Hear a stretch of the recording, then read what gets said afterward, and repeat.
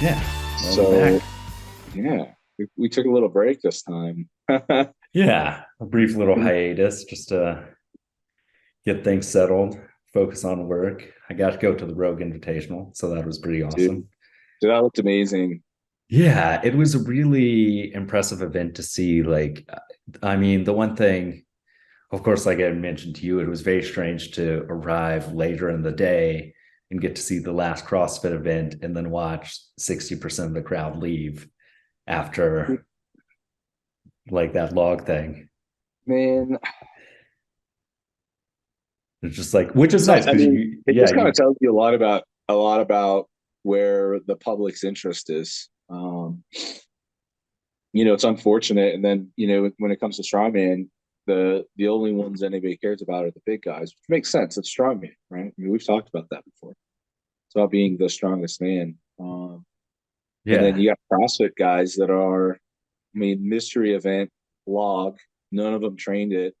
I mean, the guy that I can't think what his name is now. I don't follow CrossFit close enough, but the guy that won the Chandler 300, Smith. Yeah, yeah, he seemed to be Chandler the Smith. only one who knew how to handle a log. He actually knew how to clean a log. He was like the only one. Yeah, no, those um, power cleans and tennis shoes, like, oh yeah, man. But still, yeah, like 300 pounds under.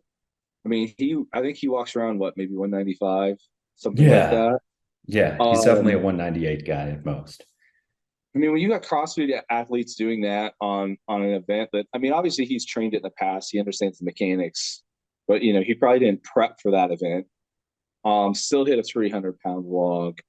I mean, dude, I know there's under 231 pound, under 105K strongman at the international level that'll fail a 300-pound log, Yeah, I right? mean, So yeah, says a lot about CrossFit and where CrossFit is in comparison to weight class strongman.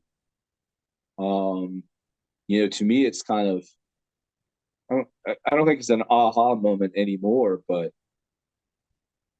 I can see why the public interest is more geared towards CrossFit. I mean, they're fitter, faster, they look better, they're just as strong in a lot of regards, or they're getting to that point.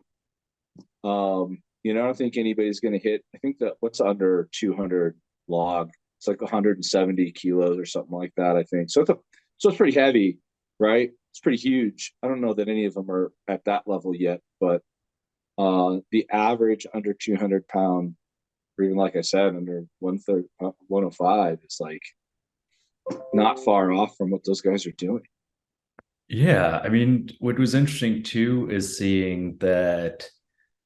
I mean, for one, this was the seventh event in 3 days, and their opening weight was 260 pounds. And I was blown away that almost every guy hit it. Like Yeah, some of them took multiple times. And it was interesting to watch people who had never done a log before. Of their first attempt was super awkward. And then some of them, once they like did their third clean attempt, then just hit it like it was nothing.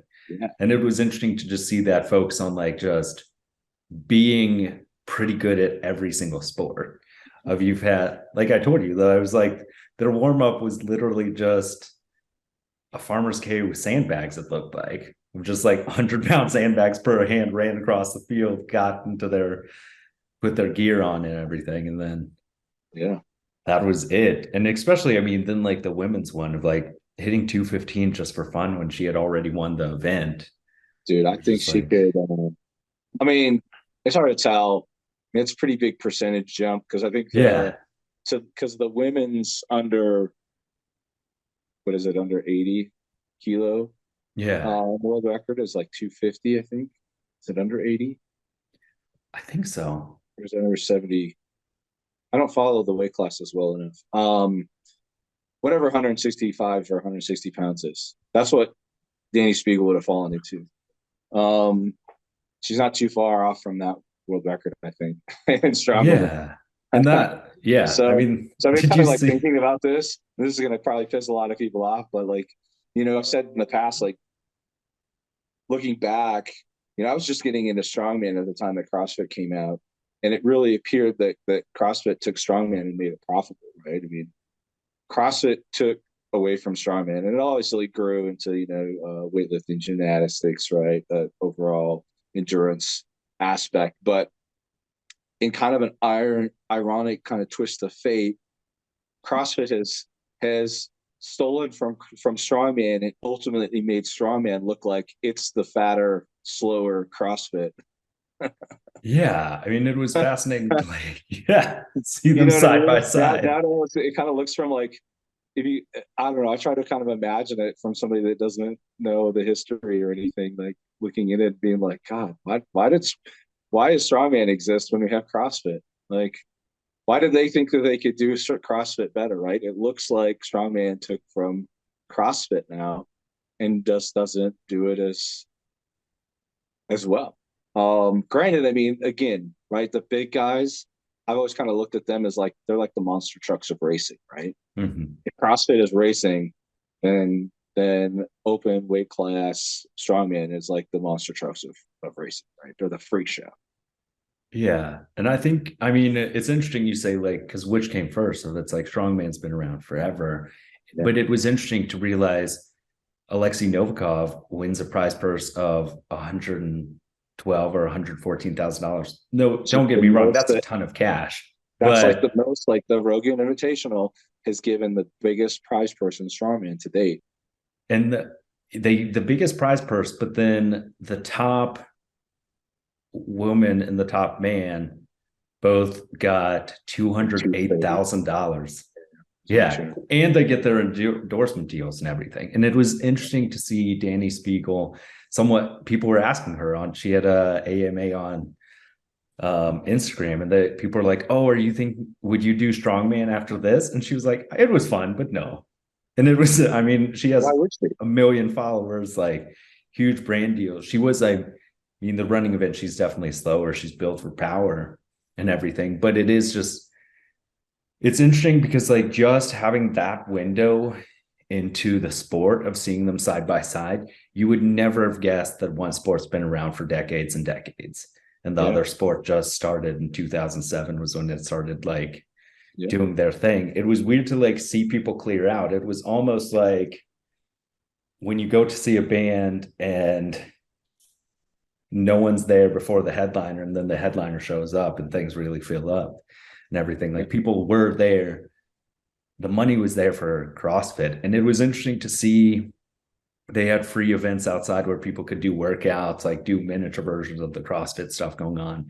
And the fans were just so dedicated there and so excited by the sport. And it was interesting. Like you said, it's one of the largest purses paid out, and it was still half of what they pay out for just one division of CrossFit. It's been around longer. Yeah, because I You know, couldn't I mean, believe that. it says a few things though, right? I mean, one is has the the marketing really not been as successful for strongman? I mean, I think there's an obvious you know answer there that it hasn't. But also, CrossFit is far more relatable to the average person. Yeah, I think a large part of that, like we were talking about the fact that it is a tested sport. If they busted the guy who got in second place for the CrossFit Games, there is a Yeah, bit was it more the that Granite sense of, Games or whatever it was that guy yeah, got busted? Yeah, I'm pretty sure like one of those ones. So there is a sense that these things could be achieved. But also, I mean, it is kind of interesting when you see the Rogue Invitational 2 days of strongman and they're doing events 3, 4 hours apart. And then the CrossFit athletes are doing 9 events over 4 days, and they're doing like these long, long events yeah. and everything that are like essentially you're doing things like a 5K in the middle of like a lifting event and stuff. Like it's an interesting display of athleticism that it is that like you have to be good at everything. Cause like Danny Spiegel won the pressing event by like a long shot, but she wasn't even in the podium, I don't think. Yeah, So I don't think either of the winners ended up on the podium of the log event. yeah. And it was interesting just that focus on overall athleticism. If you can't just come in and dominate an event and everything, Yeah, you have to but I be, mean, strongman's that way yeah. too. Yeah, I mean, true. Like Martins. people like the idiot savants of strength sports are going to say idiot savant. You're really great at one thing and bad at everything else, right? those people are never going to really do well. And it's hard, like in either of those sports. If you have like a really big weakness, it's probably not going to bode well for you in most competitions. Although I've noticed in strongman, people with weaker deadlifts as their weakness, as long as they have like really strong overhead press and they move fast, usually do well. But vice versa, guys with really strong deadlifts and not strong presses usually don't do well. Like they struggle. It's kind of an interesting dynamic. Yeah, I I mean, don't you know why have, that is. I haven't analyzed it closely enough, but something that I've noticed. yeah, Big presses are, big pressers typically take the podiums. yeah. I was noticing that you have Maxime Boudreau, who definitely deadlift is his weak point, but he can do everything else pretty well Yeah. and stuff. I But mean, I think, Alexia Novikov is similar, right? yeah, I think his deadlift has certainly improved over the years, but he has the 18-inch record. I mean, the official one. I think there's now that for world's side. strongest man, he has the record. He doesn't have the world record. Yeah. If we want to split hairs here, I mean, the real world record belongs to, what was his name, Kevin? I'm blanking on his name now. I know we had it Kevin. somewhere. I can't look it up because I'm using my phone to record. Yeah. God, sorry, dude. Like I know his name and I can't spit it out. But that's where the real world record, who that real world record belongs to. But also, who gives a fuck about 18-inch deadlift? People do love it though. Athletes love it because you get a chance to like pull a lot of weight. But I mean, when it comes to like world records, like this is the thing that's always kind of like annoyed me with strongman is, they try to have a world record for like every single variation of every event. It's like most of them just don't matter. It's like let's just stick to one world record, standard deadlifts, period, end of story. That's the line in the sand here. I That's the think line in the sand. The rest is just gratuitous, man. I mean, I think just stroking your yeah, ego at that point. that was the interesting part about watching Static Monsters be the same day as the Rogue Invitational and see everyone's log thing and to realize that almost all the CrossFit men hit a 260-pound log as their opener. And it was interesting to see people posting their numbers of like not or hitting around that ballpark. And that's with a day where all you're doing is your deadlift and your press, and your press is first, I'm pretty sure. Yeah. Everything. Who I think it's fair though to point out that that level of CrossFit, I mean, those guys are all like the top of their That's game true. That's true. versus like the static monsters. Anybody can enter that, and a lot of those people, aren't. They're not quite pros yet. A lot of them are still quite amateur, if not novice. Yeah, So, that's true. you So gotta it is a you gotta different take that level. into account for like comparison factor. Yeah. But I still think it's notable to say like strongman, right? Conceivably, well, not conceivably, like the perception is that they're the strongest, Mm-hmm. right? And in movements that strongman specializes in, CrossFit is doing just as well, if not better. It really is pretty eye opening. And for those paydays, I mean, the CrossFit Games, if you win that, that's 300 grand for first place and like 100 grand for second place and 50 grand for third. Insane. Yeah. So I think, yeah, Because I think again, I think we might have mentioned this before, but I think it was Danny Spiegel made almost $700,000 last year in just competition winnings alone. I think it that was her. is I think it was her. astonishing. Yeah, it's stupid, man. That's just her competition winnings. Her endorsements and everything. Yeah, she's definitely making six figures. And I think that is the part of like there is an appetite for this kind of thing. And I mean, like we preface everything. Sometimes we can be critical about these things, but it's only out of passion because, like you said, these people, the CrossFit athletes, they are professional. So it's not quite a great one-to-one Yeah, comparison. But it was interesting to think about that is for so many people, you think I've seen people who just dominated strongman competitions, but are CrossFit athletes on the local level. And in sure. their minds, the CrossFit Games is the goal of like that's where the money is to be able to you can be a mid-level athlete in CrossFit and make six figures possibly Right. off of just the winnings alone You should switch and to deals. CrossFit. I'm probably too old now. No, I think you could do it. That's what I was going to say. I was like, most of these 105 guys, you just slim down a little bit, hit that sweet spot of 200 pounds and fast. Yeah. Dude, I gotta bring something up, man. It's just like Yeah. blew my mind. And I don't know who this guy is. I ran across him on Instagram today. The dude's 50 years old. Like he's 6 years older than me, not much. And he's got like, I don't know, 20 or 30,000 followers. And all he does is like these really terrible, terrible body weight workouts. Like he doesn't look athletic. He doesn't move like he's athletic. He doesn't move like he looks like he's just making the stuff up. I mean, it's almost so bad. Like it's like the guys doing like, I don't know, they call it like the dinosaur squats or whatever, and they got the cable machine and they have weight on it and they're like just sinking down and like jumping back. You know what I mean? How dumb it is. This is Yeah. almost how bad this guy was. And people are like in awe of him, man, calling him a beast, savage, jacked. And I'm like, how do these people how do they trick people into like buying such garbage?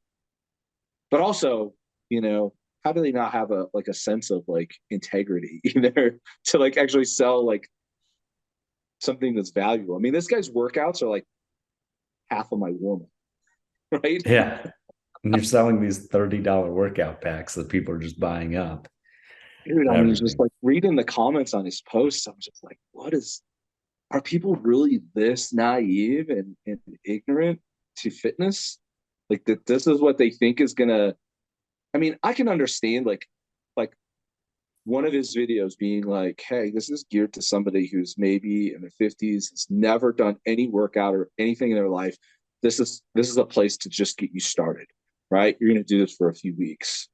And then we're gonna move Yeah. on to something more advanced. But every single one of his videos, this is the only thing he sells. So like these really terrible, like they're not even like he's not doing hit.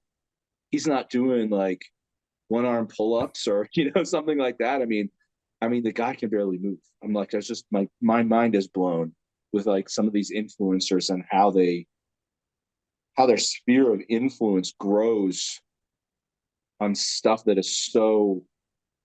I mean, it's below elementary, right? I mean, this is Yeah. like preschool stuff. This is like, I think, yeah. I mean, a part of it, what you get to is like kind of pandering to the lowest common denominator of you just have that mass appeal of like in a world of a country of 350 million people, you just need 30,000 people following you and 1,000 I people mean, to in a pay world you. of almost 8 billion, I mean, there's Yeah, even more potential. that's I'm like, true. I don't know, man. I just like I see these influencers all the time, and I'm like, they're just selling just trash, Yeah. and I'm like, I just don't know if that. I don't think I have like the. I think my principles would allow me to do something like that. No, my wife sees them all the time because it's those ones of people who have like just like very strong lower body women who are like, oh, I did this just with body weight. And it's like, no, there's a good fair amount of genetics involved in there. And Right. you're not naturally going to build a booty that's just like incredible off of just body weight exercises 3 times a week. Yeah, I think. Well, I mean, I think a lot of fitness sells that. Like a lot of like even legitimate good coaches will make comments to like this person's the size of their quads or their hamstrings or their boot, their glutes or whatever, or their calves, right? And I'm like, you got to realize that that's not going to be the result for every single person that participates in a training program that's designed to build that specific muscle group, because genetics definitely play a part. I mean, I hate being that example, but like my legs don't like everything I do is full body leg dominant. I've been training powerlifting and strongman for 8 years. I mean, I squat reps in the low sixes, right? I mean, my best deadlifts in the low eights. I mean, training yoke farmers. I mean, push pressing, everything is legs. Either your legs are Yeah. going to grow or they're not, man. At the end of the day, and I mean, maybe maybe I could commit a little bit more and really just destroy my lower body, a few times a week and see what happens. But then I'm not going to progress on anything else, right? Yeah. spend all your time It's on like the leg my press. coach Bo actually posted recently, and I think I, initially mistook the meaning of his post, but it was like, if you want to get good at something, do less of the things that aren't, helping you achieve that goal. And for strongman, one of those things is like, I'm not going to squat 3 times a week. I mean, I have before. I've done the Russian squat program. Yeah, because I think it is that like you always have to factor in those genetics and everything, just certain things of like my quads are always going to look decent, but my calves aren't going to show anything. I'll have more gains in my shins, start getting vascularity in my shins before Yeah, dude. anything else. But I think that's the main thing is I think oftentimes we get kind of stuck in just like the world of strongman where you forget that the average person, so many people are just completely disconnected from like any form of fitness. Like it's been Yeah, interesting to at my new gym that I've been going to that I started this summer of seeing people just getting into strength training and realizing like for so many people there are those things of like one plate is a big goal of like these things of being able to like move these things. So I think in some ways that kind of speaks to some of the appeal of CrossFit is seeing seemingly normal people being able to do these things, but sure. also some of the things in strongman just seem so out there that it doesn't seem like something you could even do of like your implements that you're never going to see at the gym. It's these Yeah, ideas that you couldn't replicate. It's not like the whole work, some of the things that CrossFit, like the whole workout's just like a barbell, a pull-up bar, and like one other thing, a yeah. wall for those like handstand Burpees and push-ups. jumps over a bar, and then a sprint. Anybody can do that. You're right. I mean, that's a very valid point, and I think you're right too. I'm probably in awe of like this person that I referenced earlier, because I am probably so disconnected from the average person in the world. That's hard to conceive that little amount of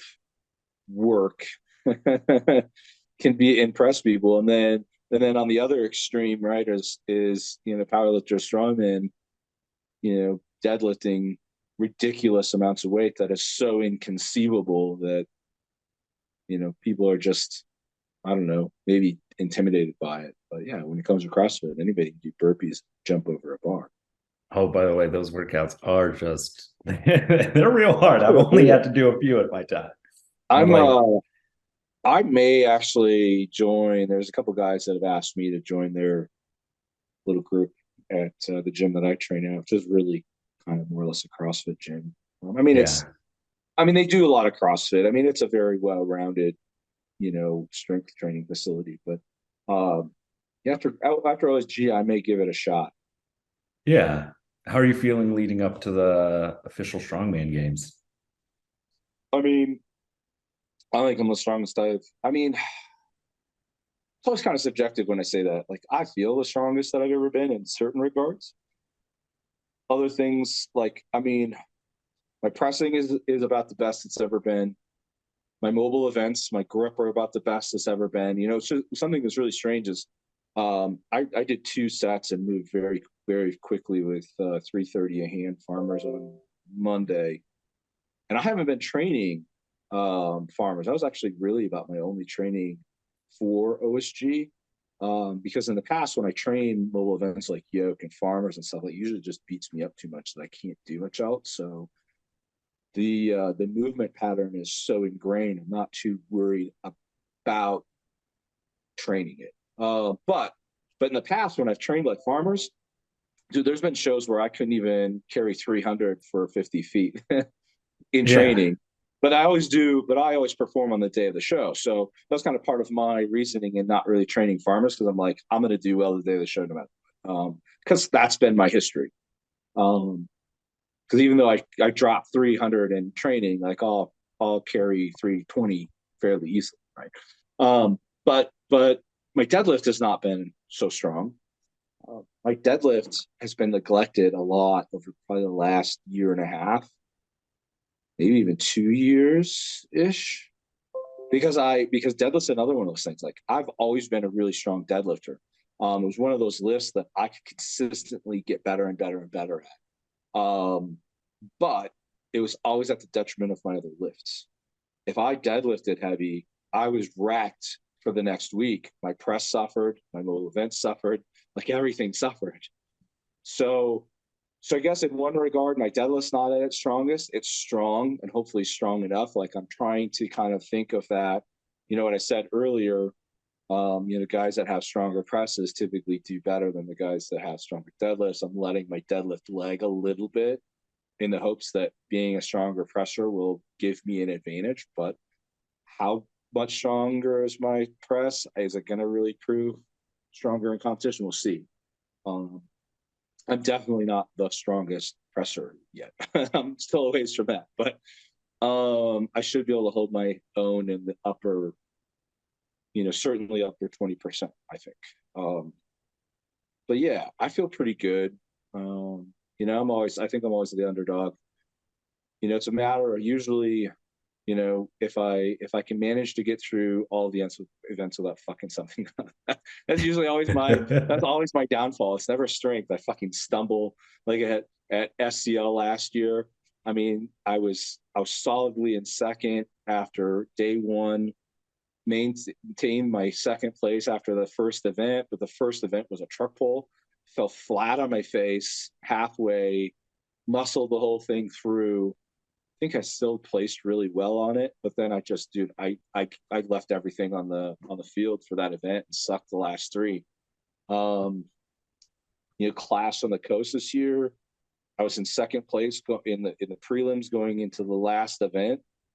All I had to do was finish, because Mike O'Connor went right before me because he was in third, and I mean, he technically finished it, but part of the rules was you had to have all of the implements on the platform. He threw one of them over, it tumbled over, and he couldn't go around the back because it was up against a curb and the signage was right on the back of the platform. So it kind of hosed him. Yeah. So yeah, I'm not trying to take anything away from Mike. I think he definitely deserved that place more than I did. But all I had to do was finish, and I changed, some things up. Doesn't matter. I fumbled the shit out of the keg and didn't finish. I mean, like, there's no reason I shouldn't have finished that loading minute. It wasn't that heavy or hard, but I inevitably fuck things up. Yeah. And I need to not do that this show. I mean, fortunately, the only event I think that I could really fumble on is the sandbag medley, but I mean, it's pretty straightforward. So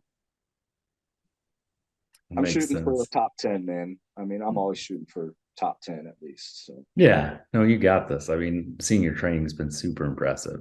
Like you said, I think it's important to I think that kind of goes with the whole theme of like trying to be a well-rounded athlete. And it makes it hard if you focus on deadlifting. It does take out so much of your body that it can impact your performance for your other workouts and stuff. You see people who, like, they're really great at like the yoke or the deadlift and everything, but then that can impact how the rest of your training goes.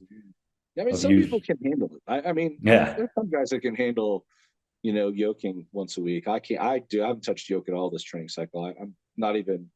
Every time yoke is another one of those events where it's definitely not my best. It's not usually my worst, but if I train it, I mean, that's even more impactful on my CNS than deadlifting. So me training it usually ends up causing regression during training.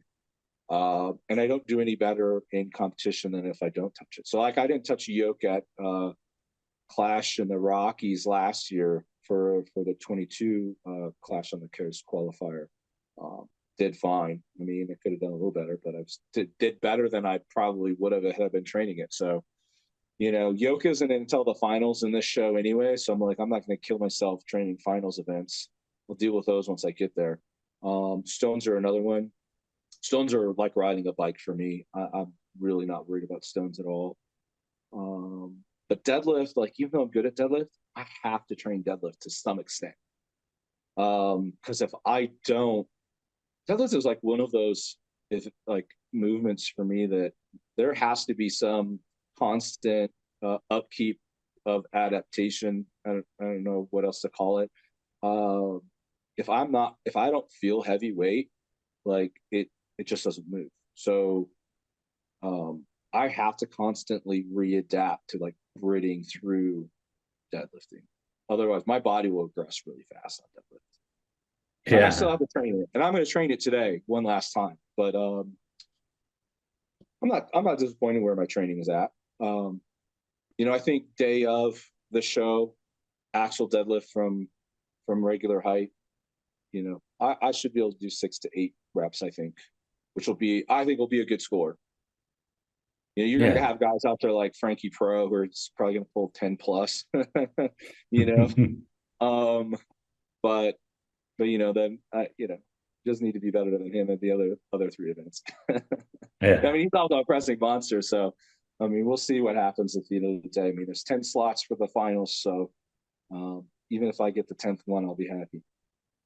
That's true. I have been actually thinking about trying to do yoke more after just seeing Mitchell Hooper's run at the Rogue Invitational. He did the 1,000-pound yoke, just ran with it, and then 3 presses on a log at 360 pounds in 32 seconds. Dude, he's so fast on heavy. Like the way he moves a heavy yoke is just unbelievable. It's weird because you watch, like, if it was just like in a vacuum and you saw him moving that, you could not guess what the weight was. But then you see other people like struggle with it and have to set it back down and like really brace. And it's weird to watch him literally just stand up and just run. And you're like, you're just running with 1,000 pounds. And the way he threw it was just like, Yeah, dude. just unfathomable. On yoke, man. And there's guys out there. I mean, Rob Kearney's another one that's always been just freakishly fast and strong on yoke. Because I think last year at the Rogue Invitational, what is Rob, like 280 or something? I don't know what his body weight is. Yeah, because he's only like an inch taller than I less, am. or Yeah. less. And I want to say theirs was comparable weight last year, and he ran the whole length of that in like, I don't know, I think it was under 9 seconds. Stupid. Yeah. I guess I mean, he's so fast, right? I mean, there's those guys out there that are like that. That's their strength. I wish I had their ability to move yoke that fast. Yeah. But you have those sandbags. 105s too. I mean, Mike Cogden is freakishly fast. Justin Loy's freakishly fast with heavy yokes. Yeah, I think it's amazing to see like the performance of these athletes and everything. And I think a part of it, you realize that's part of that insulation from the outside world is where you're so surrounded by strong people that in your mind, it's easy, especially, I mean, for me to feel like I'm not very strong. And then you think of the average person's like, there are people out there being impressed by body weight squats with the cable machine helping you go down. Right. And everything. So it's like it's this huge contrast. Dinosaur squat. Oh yeah, dinosaur squat. I don't know where that comes from, but I could be completely wrong. But for some reason, I want to say that I saw somebody call that a dinosaur squat. Yeah. No, I think that's good that your prep's going well for that. Yeah, man, I feel good. Like again, like I said, I mean, I've changed my training up dramatically for this prep. In the past, I would train events more or less 4 to 5 days a week, and I would just be completely wrecked and miserable by the last week or last couple weeks of training because I would progressively get heavier and heavier and heavier, right? Push harder and harder and harder. I took a little break after Clash on the Coast, about 3 months. I mean, it wasn't like a complete break out of the gym, but I screwed off, skipped a lot of days, right? Just kind of did my own thing. And when I finally came back and decided to start pursuing something, which was initially the OSG qualifier, dude, my strength like amazed me. And my coach, Bo, he's like, dude, rest. Does amazing things, right? It gives you an opportunity to in layman's terms, rewire your body. Things just started clicking. And from there, I've only been training events twice a week. I've been doing like 2 event days and 2 conditioning days a week. And my event days might change depending on how I feel.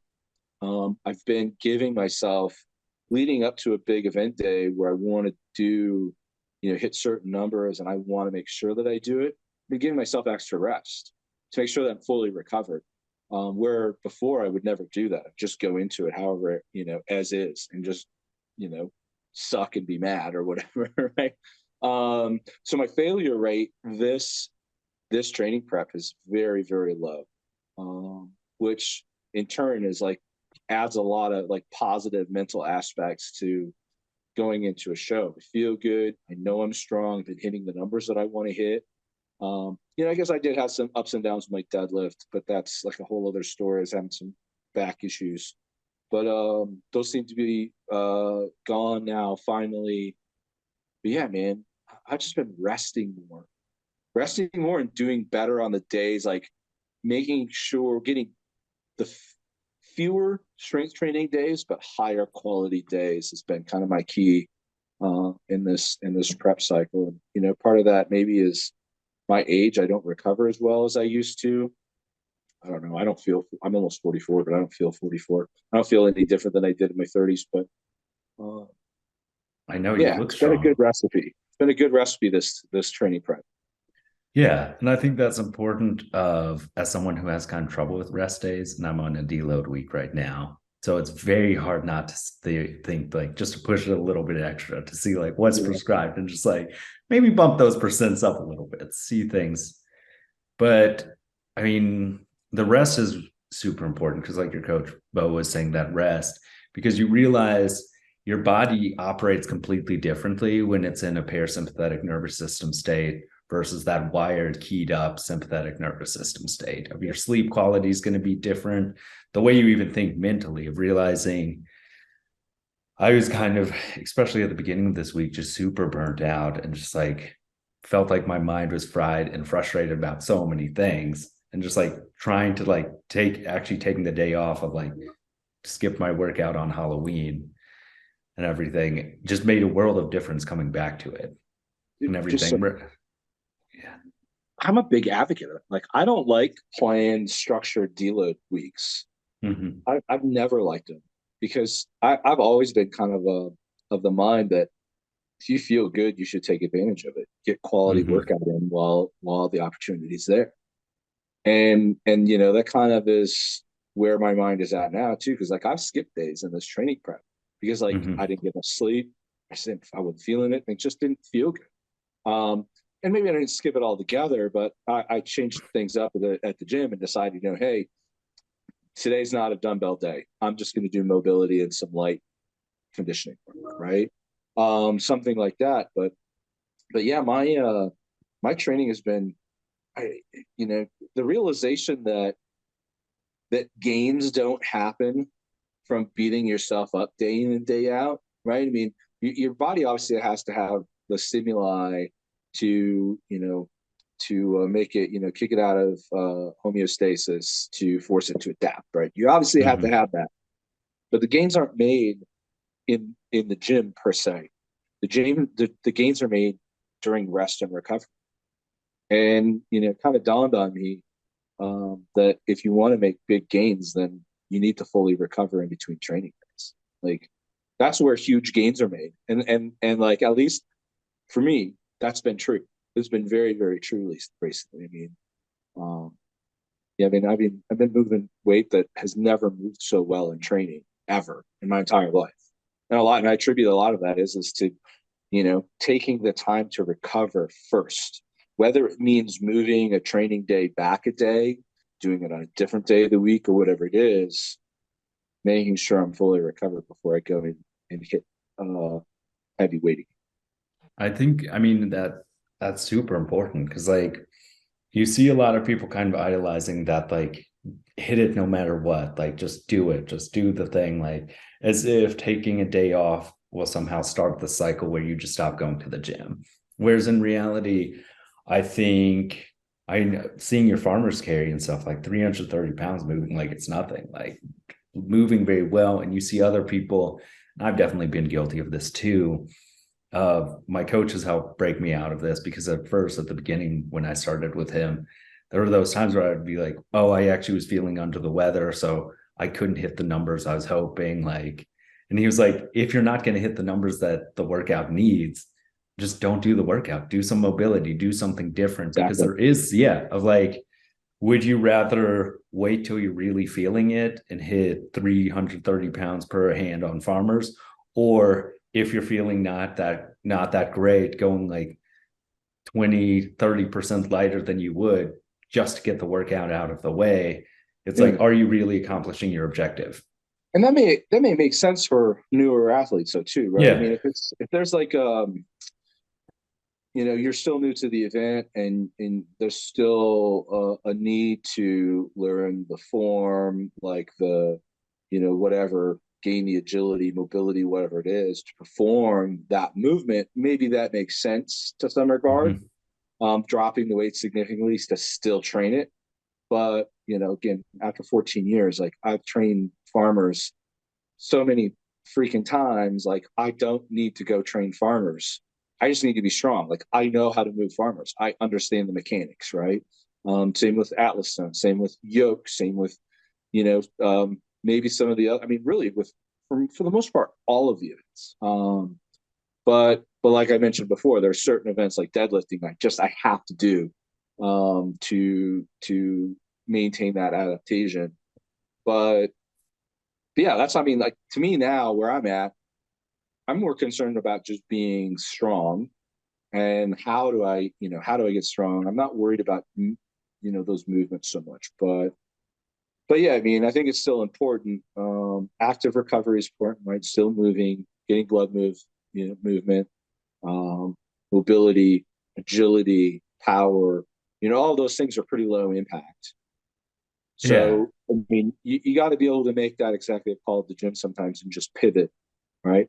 The movement that's prescribed is not feeling good. Let's pivot and still get in a quality workout, something that's still beneficial, whether it's something as simple as just some light aerobic or conditioning and mobility, or some hypertrophy, whatever it is. Like still walk out of the gym feeling good, because training, lifting, competition is a huge aspect of it is mental, right? It's mind over matter. Um, and there's nothing, in my opinion, more detrimental than failing weight that you should be able to easily hit if you're fully recovered, right? Yeah. Because then Because it it's, brings in, then it brings up like feelings of doubt and weakness, and why is this happening to me? I don't understand. All kinds of things start to boil up, and it's detrimental to your overall mental health, I think, or the mental aspect of that, of the strength gain. So yeah. And I think it's especially when someone's at your level, you no longer have to train that discipline. Like you're not going to just stop going to the gym by missing one workout. Whereas I think, like you said at the beginning, there are those things where like discipline in your brain, like it's a muscle like anything else. You do need to train those things, because a lot of people, I mean, I just get miserable without going to the gym. So I'm going to be there at least 4 days a week. But for, I think, those people who might necessarily need to like coach themselves or get themselves into the gym, I think it's important to be there. But like you said,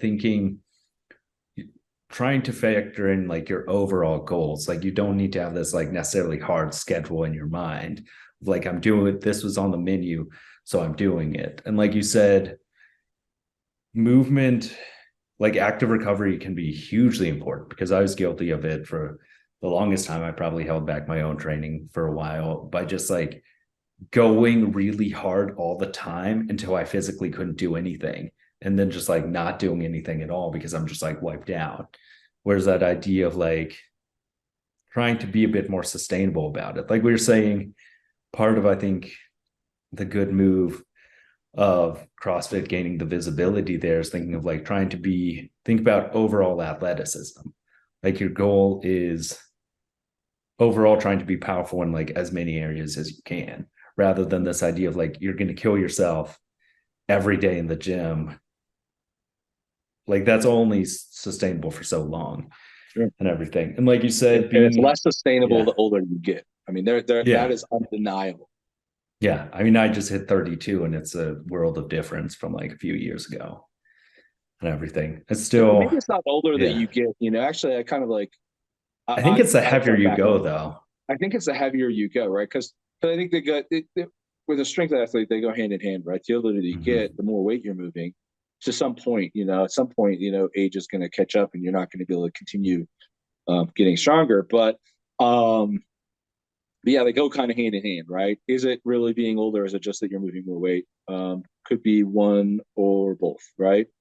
Um, but yeah, moving a lot of weight is super taxing on your body. You just cannot sustain, somebody that's an 800-pound squatter, right? Can't sustain squatting 800 plus probably 3 days a week, whereas a 135-pound squatter probably can, right? Yeah, it's that world of difference because I think that was one helpful thing one of my friends told me last year when I was struggling with some things is I was like, it's much harder to lift the way that I used to and everything. And it was that difference of thinking, even if you're stronger, your body still knows 500 pounds is 500 pounds. Yeah. Like it's still going to tax your body and it's going to tax your central nervous system. Like even if you continue to adapt with it, it is that difference of you think it's almost like this curve of like the lower your weights are, the more often you can do them because you can probably actually, for newer athletes, especially when you're getting kind of like the newer gains and everything, you can actually go probably closer to 90-95% pretty routinely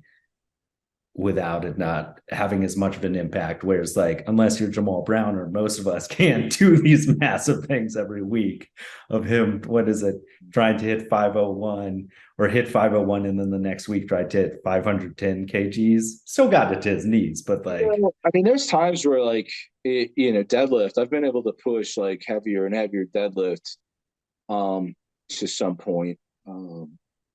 My body just doesn't like that anymore. I need more recovery these days, yeah. but or at And I, least I don't know if it's so much my body either.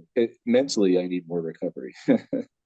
yeah. And I think also you touched on something that I think often gets overlooked is like the mental aspect of like pushing yourself is good for a lot of things, but like sometimes stacking up those failures can really get in your head of like if you get to this point where I've seen friends do it and I've done it before where you have this number in your mind and you keep trying to get it and you keep missing it, that can actually Yeah. start to like get into your head if you have people where you have this idea of like I want to hit this certain weight overhead and I'm just going to keep trying it and keep failing it till eventually you get this mental block. Some people will get it with like farmers carries or like sandbags is another one that like friends, and even I've done it too, where you get this mental thing of like you missed the sandbag enough times that you're like, this is a really hard thing, where Yeah. sometimes it's you're just not training optimally or giving yourself the mental space.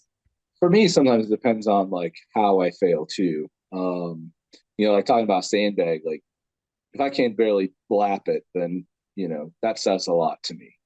If I'm just nearly missing it because I can't quite just get it an inch over my like one more inch, to me that's more or less success. Like I missed my, I mean, for the purpose of training, right? I missed a 240. Well, I it was heavier and then went lighter, so it was probably 242, 243 my first two attempts, and then just over 240. I was locking it out every time. I just couldn't hold it. Like to me, like from a training perspective, does my body really know the difference between the fact that I got it all the way to lockout versus I held it for 3 seconds? Probably not. Like it's still good work, right?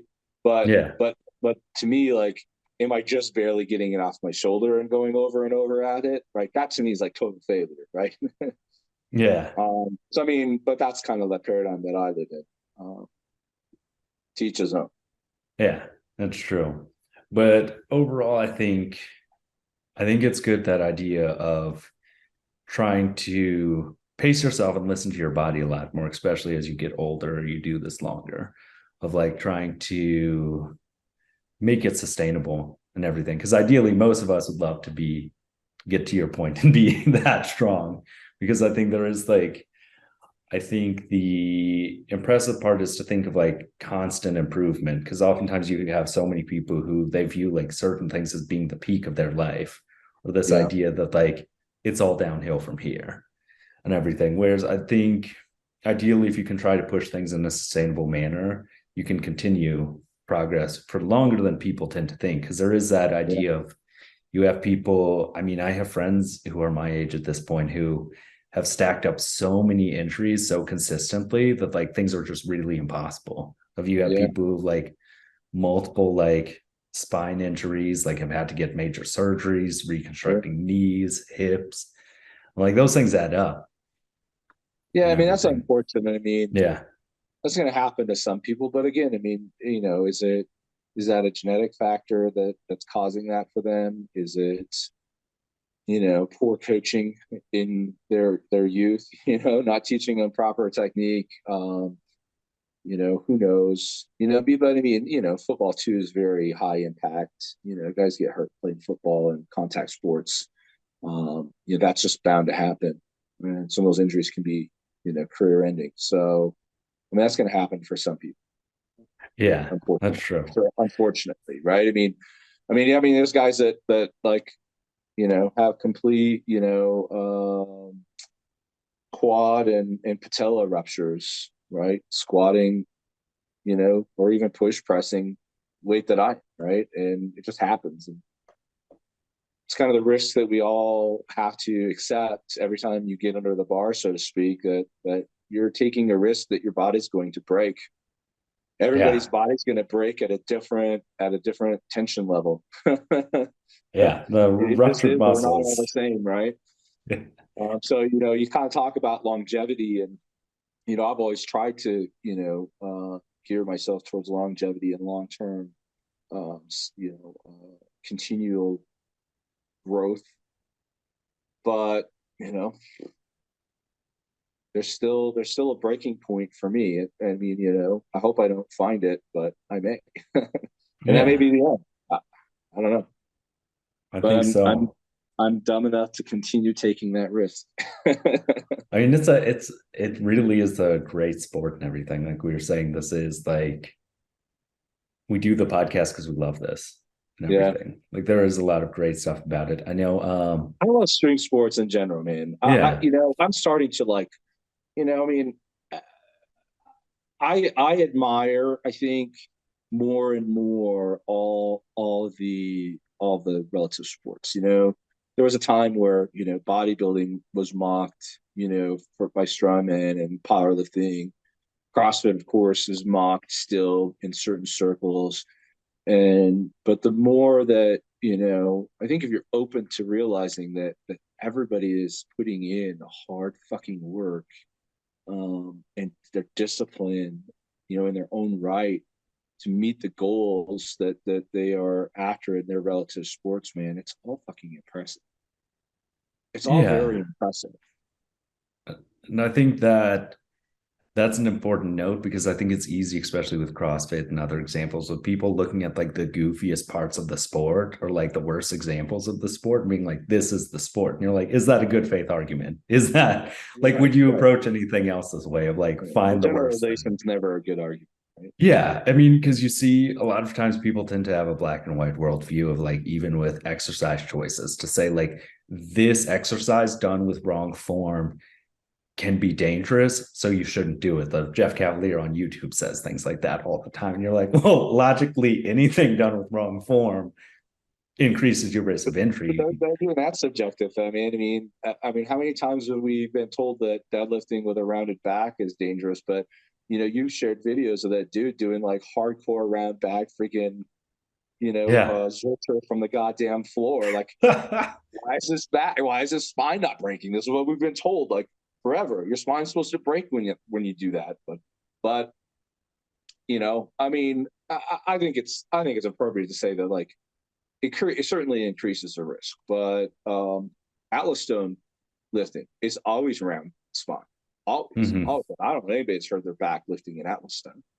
So I mean, there's a lot of factors that go into play and whether or not bad form is going to cause injury or not. And I mean, There's yeah, obvious, you know, bad form elements that are yeah. likely going to hurt And we you wouldn't if you continue. encourage anything dangerous, but like if you could beat the world record of 550 pounds a searcher from the floor and weigh it out, that might be Well, impressive. hold on. That's not a world record. That's not a world record. But You can't call a gym lift literally just in the gym by yourself that you recorded and post on the internet a world record. I don't give a fuck who you are. it's true. But Like, deadliest lift. yeah, no, no. Yeah. Well, okay. That's the line in the sand. But if someone does film it and have witnesses, like this would be And something to weighs it see. on But camera and proves that it's 550 pounds. Maybe, yeah, maybe we can talk, but I I think mean, it should be done. yeah, I still think that it should be done in a competition setting, right? Whether it's in your gym or not, have some kind of efficient um, officials, I don't rule, think standard structure, blah blah blah. But not enough yeah, people want to you do the can't just searcher from the you can't just floor. record a gym video that you did by yourself in your home gym and call it a fucking record. It's true. I But don't care. Not gonna fly with me. I think the interesting thing though you said with the backgrounding and stuff is a lot of times like a lot of this stuff comes from like HR of like you can't lift more than 50 pounds without like completely neutral spine, use your legs, this like Well, perfect form. because there's a And lot it's of like, liability for them, so they got to that's manage that true. risk, right? That's risk management. Yeah, but I think people tend to kind of internalize it in this way that like the body is adaptable. And I think the dangerous thing for many people is, and some of my friends who have had like the worst back injuries is like perfect spine all the time. But then that one time that you can't maintain it, usually Yeah, is at a maximal load, then it right. just, you're at your most compromised position. So that's why I Sure. think like stones and sandbags tend to be some of the most effective lifts you can do for training your back in a compromised position. Usually it Yeah, is lower load, like you're not going to max out your stone. And usually yeah, if you max out your stone too early, like Larry Wheels, you're going to tear your bicep.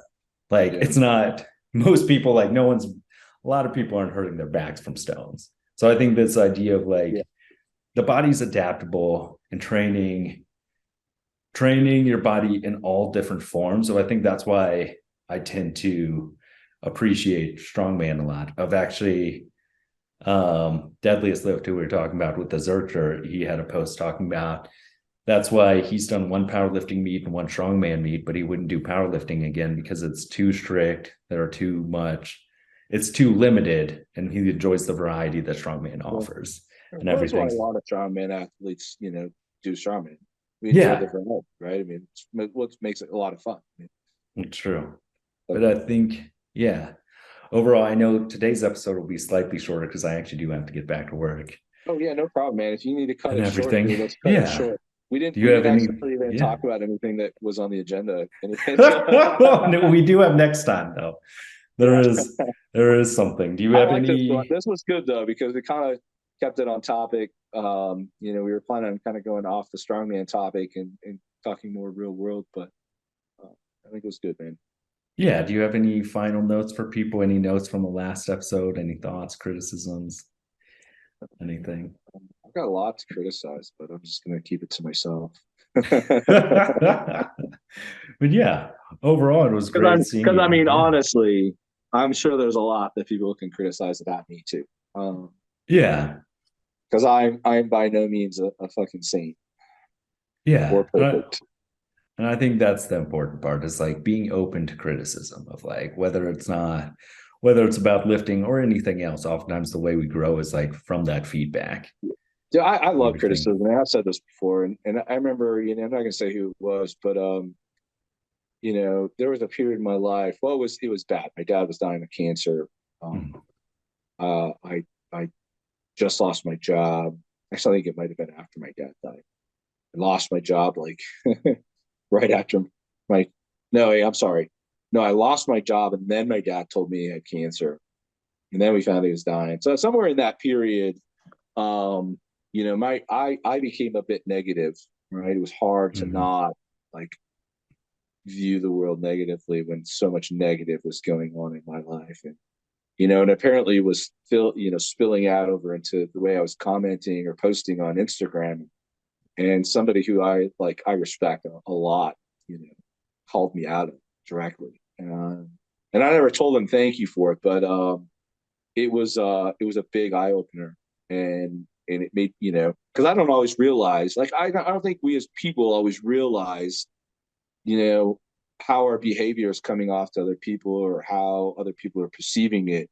And sometimes I think we all kind of need that like nudge, especially from people that are close to us, right? And like a reminder, like, hey, you need to change something, change this aspect. Like, hey, you're coming off negatively, or you're being an asshole, or you're being, disrespect, whatever it is, right?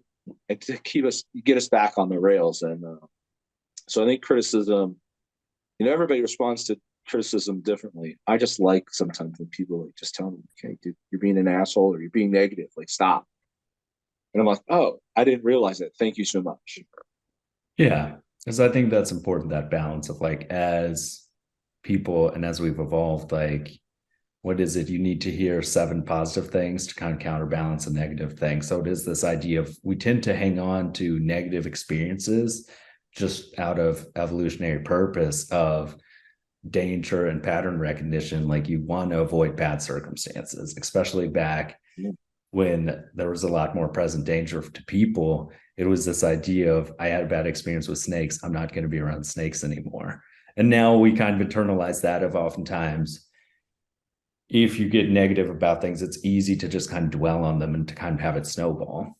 So I think that's an important note to say of like, I think we try here very much to offer feedback, but to know that it comes from a place of like respect and like high expectations. Because I think some of the least warranted feedback can be when you're giving negative feedback or criticism and it's not coming from a place of respect. Because oftentimes the best feedback is that thing of saying, hey, I think the world of you, and I'd expect a little bit better. Of, I think you're a great person and you're being a bit negative right now. Maybe you could be a bit more positive, rather than thinking like, I would say it's probably more a place of sincerity. Yeah, sincerity. Yeah, because there's things that people, even that are close to me, may do that makes me to start questioning my respect for them. but my sincerity, right, is like, I care about our relationship and you enough to like bring this to your attention because I don't want to lose respect for you. So yeah, I don't know. Different perspective, same outcome, but it's true. But yeah, I think those are some good final thoughts. Yeah, everything. Man. Hopefully, we'll have something to talk about next week as well. There's always things to talk about, man. Yeah, there's always something in strongman. And hopefully, I know next week might be busy with you traveling. Probably will not, because I leave for Florida on Wednesday. My lodging arrangement's a little goofy this time. To save money, since I don't have don't have a lot of money right now because of my employment situation. I'm staying with, my good friend Dave lives in Jacksonville, and him and a couple other friends are all going down. We're going to hang in Jacksonville for the weekend. So I'm actually going to be driving about an hour and a half every day. Well, it'll be a 3-hour round trip every day to compete. Weigh-in's going to be really sucky because weigh-ins are in the morning, rules are in the evening. So I'm just going to hang out all day, I guess. But okay, so we might not have something next week. It's doable. I did it in Finland too. I drove about 50 minutes because I didn't realize that where I got my Airbnb was not near the venue. It works. But anyway, man, I think that's good for today, man. We really don't need to keep rambling on. I think so, yeah. And say hello to Andrew and Luke for me. This meeting. Yeah, you'll see everyone next week. So this is great.